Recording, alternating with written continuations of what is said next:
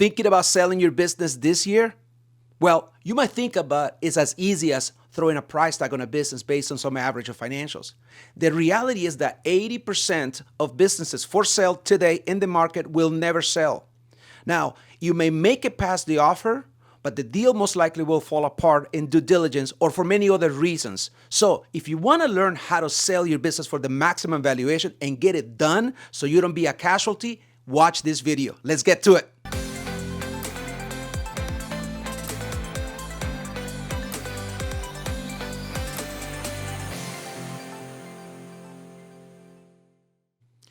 Hey everybody, welcome to my channel. I am your host, Leo Landaverde, business broker and commercial lender, helping you buy and scale a profitable business. Are you a small business owner looking to increase your wealth, or a W-2 employee sick and tired of the rat race wanting to get out by buying a profitable business? You are in the right place. Please subscribe to my channel. Don't forget to hit the bell and you'll be notified every Thursday when new content comes out. Okay, so if you are a seller, here are the 7 things you need to do or need to know if you're thinking about selling your business this year. Number 1, valuation isn't just a multiple, it's a story. A lot of people think that a business is worth buying if it has the 3x SDE or adjusted EBITDA calculation, and it's so long as that threshold is met, which means it's most likely going to cash flow 1.5 to 1 on the debt service coverage ratio. Let's go ahead and buy it. It's just the beginning of the story. Like, if you are trying to sell your business, the buyer wants to see through that. Think of the SDE or a multiple or a valuation as just the beginning of a conversation, the beginning of dating, if you will, right? So if you meet a buyer, the buyer is not even going to want to look at your business if it is in the market, unless they're ascertained that it's worth at least what they think it's worth. And the number 1 question you need to ask yourself as a seller is, will the business be able to afford itself, assuming there's going to be a 90% loan to value SBA loan sitting on the balance sheet?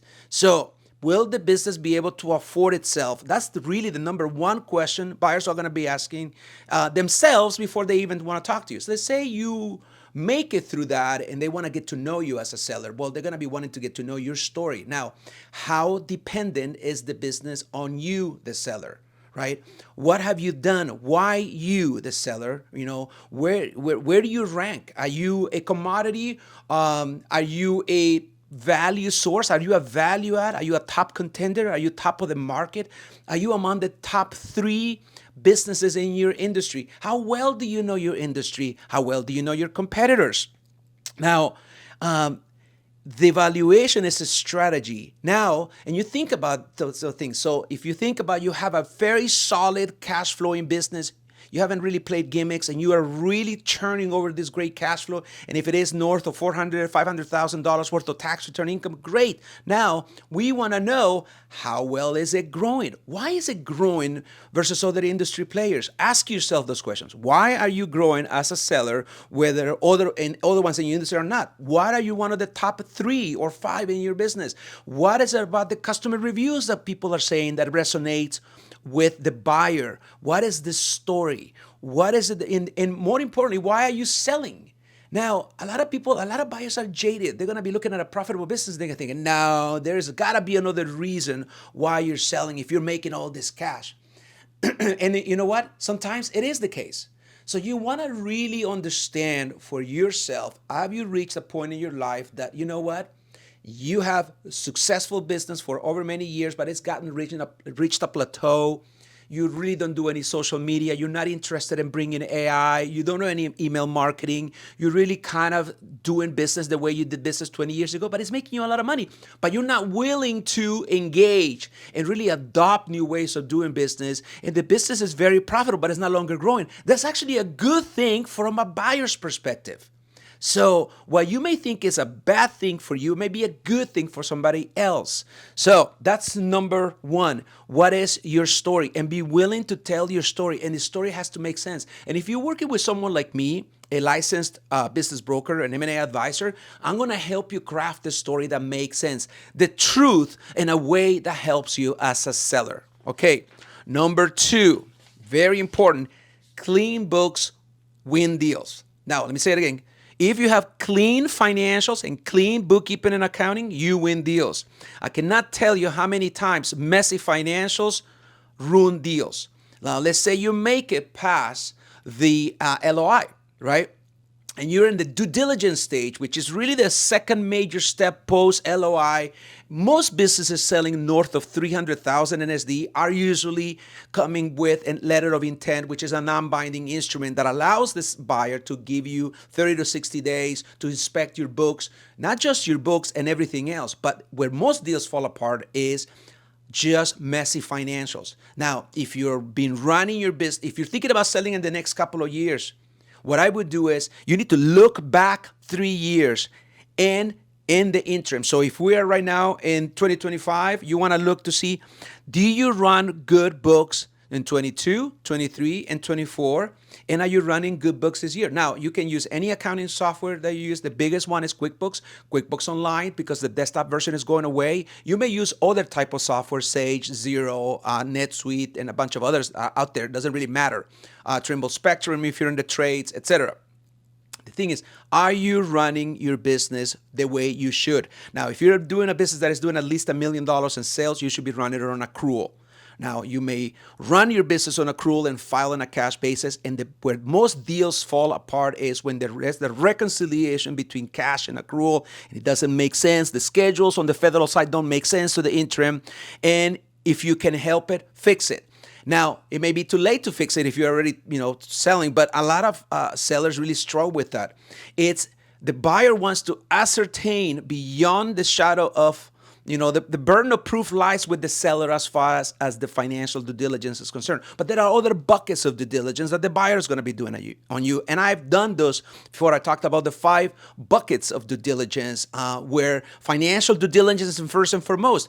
But there'll be legal due diligence. The buyer is going to bring an M&A attorney. They're going to be wanting things about your business. They want to make sure that if they're doing an asset purchase, you have clean assets, that there are no liens and encumbrances kind of holding on to the assets, because you're going to have to transfer clean, free, and clear assets, right? There's going to be the legal. Make sure there are no pending lawsuits, even though somebody's buying the assets and not the stock.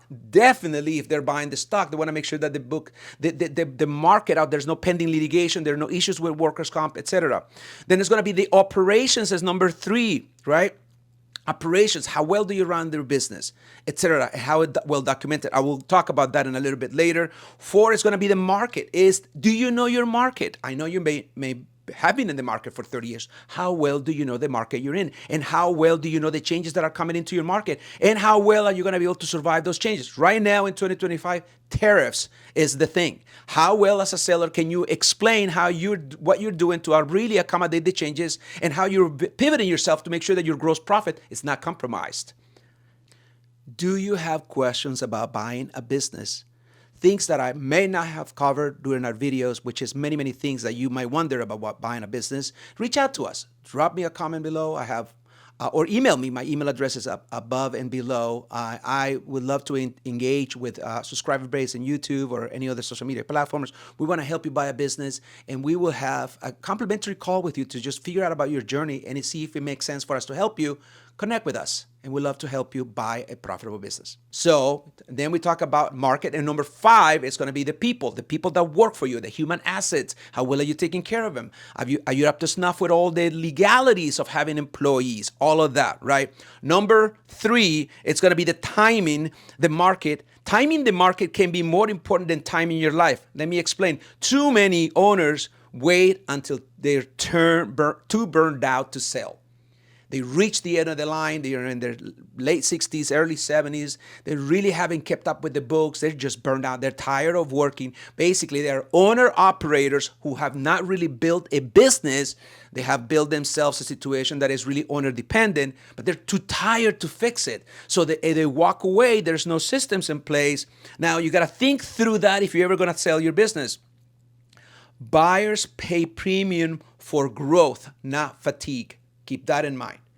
Is there opportunity for a buyer to come in wherever you are in life, making sure that you're able to transfer that knowledge if you don't have it, and you're youthful enough to be able to get in front of that, okay? So number 4, buyers don't buy businesses, which is related to what I just said. They buy transferable systems. They buy books, SOP books, standard operating procedures. Everything in your head has been documented from the minute somebody calls the office till the minute you sell your product or service. If the business falls apart the moment you take a vacation, you don't have an asset, you have a job. Buyers see right through that, and buyers want to step onto a business that is already operational, that is non-owner dependent. The farther away you are from the business, the better the valuation. That means SOPs, delegated tasks, layers of management, and a business that runs without you. Think, can someone buy this business and be up and running in 30 to 60 days without calling you every hour of the day post-close? Think about that. Number 5. Not all buyers are created equal. You, in some cases, will be dealing with individual buyers. Now, these buyers who I speak to on YouTube may have been working for the last 20, 30 years in a W-2 job, and then for whatever reason, they think, I am done. I am done renting my life away. I am done trading hours for dollars. I want to build an asset. When you have a job at W-2, you don't really own anything. You are at the behest of the employer, and they can let you go in most cases. I will. So they're really trying to hedge their bets, and they're usually going to be in their 40s and 50s trying to figure out how to transition from being an employee to being an employer. So you need to be mindful of that. Each of them have a different motive. Some are willing to go across country to buy a business. You need to identify and connect with their story in order for you, and you need to be able to click with them. You don't want to just sell a business to anybody. The same way they're evaluating you, you're evaluating them. And you got to think as a seller, what buyer will take my legacy to the next level and take care of those employees that you worked so hard for the last few years. Now, number 6, your business will get diligenced to death. Be ready. For those of you who will work with me in the selling of the business, you know what it's coming. It's the real battle is not in the actual negotiation of the purchase price. That's the easy part. It's in the due diligence, in the 5 buckets of due diligence I already told you about. Buyers will dig into everything from interim financials to tax returns to payroll reports, the 940s and the 941s, the sales tax reports, anything, customer concentration, reports, breaking down the revenue by customer, reports running the AP agent, the AR agent, anything that has to do with vendor concentrations. And the deals that fail 90% of the time is not because of the price. It's because of surprises. Things that were not addressed in the confidential information memorandum, and the broker failed them, okay? So, last but not least, number 7, your exit will be emotional, and you need to plan for it. Let's get real. Selling your business isn't just a financial decision. It's personal for you. This business has been your identity, your lifestyle, and your purpose for however long. If you don't know what's next, you may get checked out and feel lost. Plan your post-exile life, your exit life carefully as you plan the exit itself, and it'll go well with you. The process will go smoother, clearer, and you will be more rewarded, or it will be more rewarding in the end. So keep in mind those 7 things. Reach out to me if you're thinking about selling your business.